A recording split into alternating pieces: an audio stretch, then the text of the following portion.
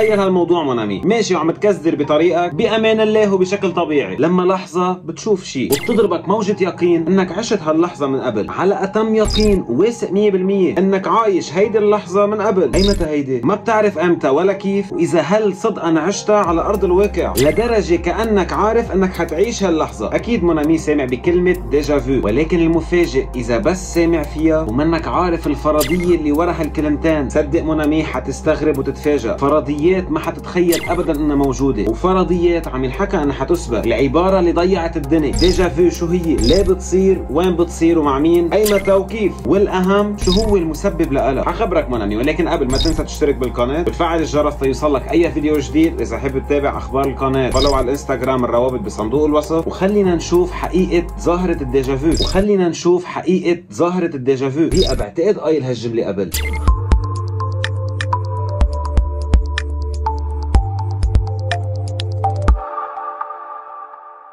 منامي التذكر هو انتقال بالوقت لحادثه صايره قبل، ولكن انك تتذكر شيء منه صاير قبل ومنك عايشه. كيف؟ الديجافو هي عباره فرنسيه اطلقها العالم النفسي الفرنسي إيميل بويرا سنه 1876، وبوقتها قبل دراسات كلها كانت تعتبر كأنها قوه فوق الطبيعه، والبعض اعتبروا انها سيطره من الكائنات الفضائيه بانهم بيخلوا الانسان يعمل اشياء ما بيعرف انه عملها، وبالتالي بس ينعاد هذا الحدث مع الانسان بيحس حاله انه عملها بس ما معه اي خبر. فما لازم الانسان انه يخلط بين الديجافو واشياء تانية حنحكي عنهم بهالفيديو.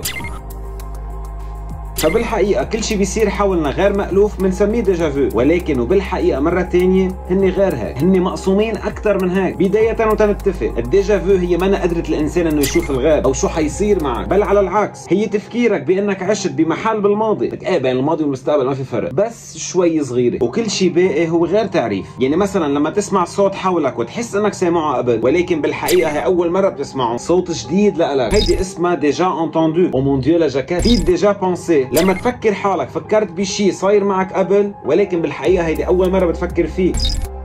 في ديجا جوتي، لما تاكل اكل جديده مثل السوشي او غيرها وبتفكر حالك اكلها من قبل ولكن بالحقيقه هي اول مره بتاكلها. وزياده كمان في ديجا فولو، لما يكون بدك شيء من حدا وتحس حالك كان بدك اياه من قبل ولكن بالحقيقه هي اول مره بتعوزه. فانك ما تخلط بين هدول العبارات هو اللي بيخليك تعرف شو هو الديجافو. فهي الكلمه بالانجلش اسمها اوريدي سين او سبق وانشاف، وهي حاله عاش اكسبيرينس. ولما تكون بموقف بتحس حالك انك عايشه من قبل، او احساسك انه هيدا الموقف منه غريب عليك، بتحس شيء غريب كانك عن جد عشت هالموقف من قبل، بس مش عارف ليه حاسس ومش غريب، مع انه المفروض يكون غريب لانه اول مره بتعيشه وانت متاكد انك منك عايشه من قبل. يعني مثلا لما تروح على مطرح متاكد 100% انه منك رايح عليه من قبل، فلما توصل احساسك بيقول لك انك رحت عليه من قبل. واكيد هون مش عم نحكي اذا كنت راجع من السهره مأخر فت على المطبخ وقشات البراد من الاكل، هيدي منا ديجافو لانه كل ليله بتعملها. انا شايفك منامي شوي ضعف ايه ديجافو. خليني افسر اكثر عن ديجافو بانه نعرف كيف الذكريات بتشتغل. خليك معي منامي.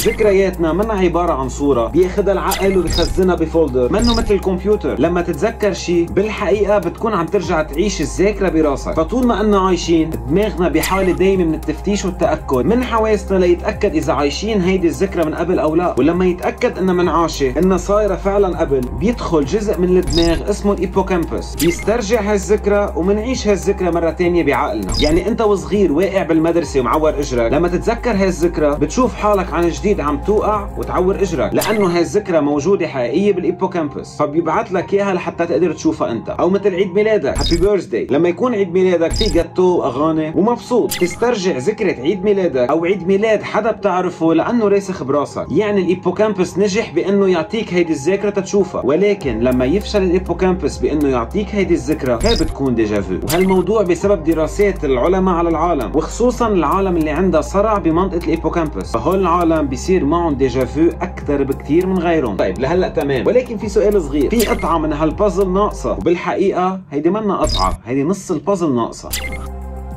هون عم نحكي عن ذكريات صدقا صايره، ولكن شو بالنسبه للذكريات اللي منا عايشينها قبل؟ كيف بده يسترجع الدماغ ذكرى اذا منا موجوده بالاساس؟ هون مونامي ظهر كذا تفسير لفكره الديجافو. اول مقطع منا فهمناه، ولكن المقطع الثاني عمل مشكله. فواحده من هالتفسيرات بتقول انه الحادثه لما نعيشها هي رسائل المعلومات اللي بتبعتها الحواس على الدماغ، فبتتجمع وبتعمل ذكرى، تلتقي بالدماغ وبتتخزن على ان ذكرى موجوده ومنعاشه قبل. ولكن ببعض الحالات ممكن حاسه من الحواس تتاخر عن غيرها تتسير، او ممكن انه عين تسبق العين الثانيه ببعث الرساله، فهون بيصير تضارب بالمعلومات واللي بيؤدي لانه تخلق ذكرى حد الذكرى الاساسيه اللي صايره، وهيدي اللي ممكن تكون ديجافو. يعني اذا بحادثه مثلا التقى السمع واللمس وتاخر النظر تنقسم ذكرة هالحدث لذكرتين، فلما نسترجع الذكرى الاولى الثانيه بتكون ديجافو. يعني مثلا اذا كنت عند بيت ست رفيقك وفت على المطبخ ولقيته بيشبه كثير المطبخ اللي عندكم بالبيت، بتحس حالك كانك جاي على المطرح من قبل، ربطت حاله وجودك بهيدا البيت بشيء خاصه ببيتك، فبتصير ضايع هل جيت على هيدا البيت من قبل او لا، وهيدي بتكون ديجافو. اما بالنسبه لعلماء تانيين بيفسروا فكره الديجافو انه الانسان لما يعيش اكسبيرينس جديده بحياته بتسيف الذكرى بالشورت تيرم ميموريز قبل ما تنحط باللونج تيرم ميموريز. يعني اي حدث جديد بينحط بخزان الذكريات القصيره قبل ما ينحط بالذكريات الطويله، لانه بعدها فريش بعقلك، وبسوء عمل للدماغ بتخزين الذاكره وبانك تقفي الشورت تيرم ميموري ممكن تحس حالك انك عايش هالشغله من قبل، لانه عقلك قفى الشورت تيرم وحطها دغري باللونج تيرم، وبتعيش الحادثه الجديده على انها ذكريات قديمه باللونج تيرم. مثل مثلا لما تتعرف على بنت وتقول لك عن اسمها وبعد ساعه بترجع بتسالها شو اسمها، لانه عقلك غلط وحط هالمعلومه دغري باللونج تيرم، وبالتالي ديجافو.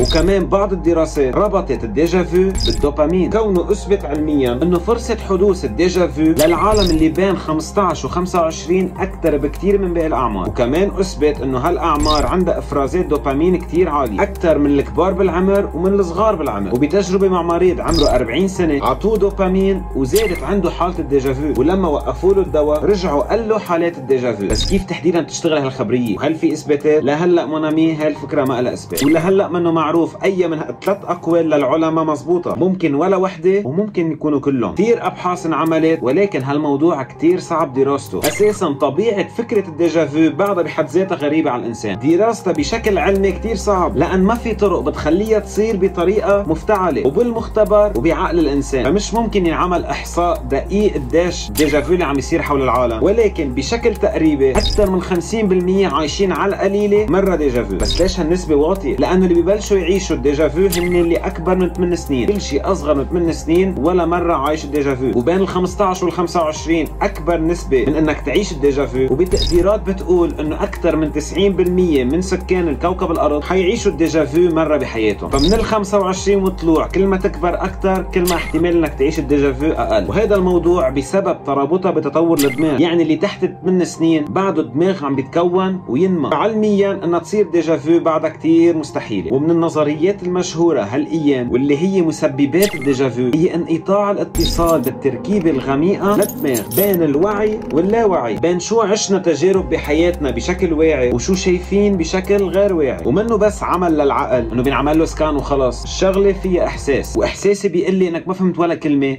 خليني افسر لك. من 1950 وبالفترة اللي كان العلماء قادرين يركبوا أي شيء على راس الإنسان، حرفيا أي شيء، بالتجارب انعرف أنه الفرونتال كورتكس هو المسؤول عن ديجافو. ومع تطور العلم وأكيد بتجارب أقل فظاعة بينت نفس الخبرية بالفرونتال كورتكس، وهيدا الموضوع أدى لانفصال الديجافو لنوعين، نوع واعي واللي بنعرفه نحن واللي هو الريجولر ديجافو اللي بيصير مع أي إنسان وكتير طبيعي إنه يصير، والنوع الثاني اللي يعتبر مرض واللي اسمه الباثولوجيكال ديجافو، مثل لما انسان يحس بحاله صرع من الديجافو تحت تاثير ظروف عصبيه، بيكون في اعراض عصبيه، فهيدا الباثولوجيكال ديجافو مسببه هو فيروس او ضربه قويه على الراس، واللي بيسبب سوء عمل للدماغ وتحديدا بالجزء الادماني المسؤول عن الذكريات، واللي يعتبر صار سهل دراسته بما انه معروف وقت حدوثها، مش مثل الديجافو العاديه، وحدوثها منه لظرف ثانيه او ثانيتين واللي بتطلع منه وبترجع لوعيك وبتخلص بتقول اوف انا عايشه قبل. الباثولوجيكال ديجافو هي مجموعه ذكريات بتتطرق لعقلك بشكل وكميه كثير مزعجه. يعني هيدا الانسان فات لونج عانى من اشد انواع الباثولوجيكال ديجافو واللي قادته للجنون كانت درجه كثير عاليه من هالاحساس، والدرجه العاليه من الديجافو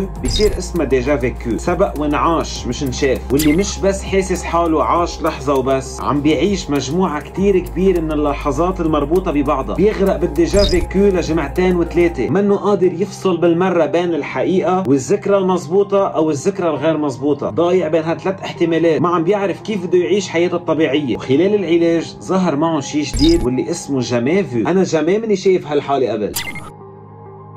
جامي فو بتوصف حالة المفروض تكون كتير منعاشة ومنعادة ومعود عليها، ولكن عكترتها بتصير كتير غريبة وكأنك عم بتشوفها وتعيشها للمرة الأولى. أكيد صايرة معك، جرب عيد أي كلمة أكثر من 10 مرات شوف شو بيصير. بتحس بلشت تخسر قيمتها. مرحبا مرحبا مرحبا مرحبا مرحبا مرحبا مرحبا مرحبا مرحبا مرحبا. هيدي الفكرة لهلا ما بنعرف كيف تشتغل وليه هيك بيصير وشو المسبب للموضوع، ولكن العلماء بيقولوا انه هالموضوع بيصير لانه مع اعادة الكلمة مرة ورا مرة بتكون عم تنشط النيورون المسؤول عن هالكلمة، وبالتالي بتحس قوتها وصداها راحوا، ما عاد عندها هيبة. وغير الجامي فو والديجا فو في البريسك فو. حس حالي استاذ فرنسي. شوف الباندا فاكس بتعطيك حق المعجمة بالفرنسي. افو فوليفو دو كرواسون سو لو بون دافينيون. خلص كتب. فالبريسك فو هو لما تكون بتعرف شغلة كتير منيح وبلحظة بتكون عم تفتش عليها بس منك عم تلاقيها، تعرف كل شيء خاصه بهيدي الشغلة بس هالمعلومة بالتحديد ما عم تلاقيها. يعني مثلا كنت انت وصغير تحضر ديزني وبتعرف انه الشخص بدك تتذكر اسمه هو رفيق ميكي وميني وبطوط، بس هيدا الطويل الهبيل شو اسمه؟ بهالحالة بيكون دماغك عامل بلوك على هيدي المعلومة بالذات، فلما تنسى الحديث وتقلب لموضوع تاني تتذكر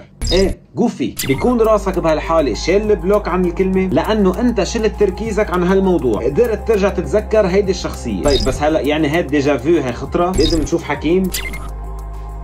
مش بالضرورة. بدراسة انعملت سنة 2014 باسكتلندا بتقول انه الديجافو هي حدث بيصير لحماية الانسان من الذكرى الكاذبة، المانديلا افكت. يعني لما يصير معك ديجافو بيكون دماغك عم يبعث لك رسالة انه انتبه هالذكرى يمكن صايرة ويمكن لا. وبتفسير بيربط الديجافو بالمالتيفيرس، تعدد الاكوان المتوازية، واللي بتقول انه نحن منعيش بعدد مهول من العوالم المتوازية حد بعضها ومقابل بعضها، وكل شخص عنده نسخة عنه بكل عالم من هالعوالم بظروف تانية وبشخصيات تانية وعايش حياة تانية، نفس الشخص بس بكذا حياة. فبيقولوا انه بتصير الديجافو لانه نسخة تانية عن النسخة تبعيتنا بعالم تاني عمل حدث وصار تواصل بين دماغنا والذاكرة تبعيته. يعني مثلا اذا رحت على ايطاليا ولاول مرة وعم تاكل بيتزا فبتحس انك رايح عليها من قبل لانه النسخة تبعيتها بالعالم المتوازي راح على هذا المطعم بايطاليا واكل بيتزا. ما في اثبات لهالفكرة حاليا، ولكن هالفرضية موجودة وما في شيء بيمنع انها تكون صحيحة. وما لازم ننسى انه الذكريات ما بس تتكون من القصص اللي بنعيشها ولكن كمان من الصور ومن الفيديوز اللي بنحضرهم على السوشيال ميديا، فيديوز، موسيقى، هدول كلهم بيتسجلوا بالذاكرة. يعني اذا شفت فيديو عن جزر المالديف ممكن بس تروح لهونيك انك تتذكر انك عايش هاللحظة من قبل، ولكن انت بس شايفها كفيديو، فمش بالضرورة لانه رايح عليها من قبل ولكن لانك شايف فيديو عنها قبل. وهالموضوع لانه هذا الفيديو تسجل بالذاكرة طويلة الامد وبلحظة بتحس حالك كأنك عايشة من قبل، وبمجرد عقلك ما انه يسترجع هيدا الفيديو فكر حالك انت اللي عشت فيه قبل.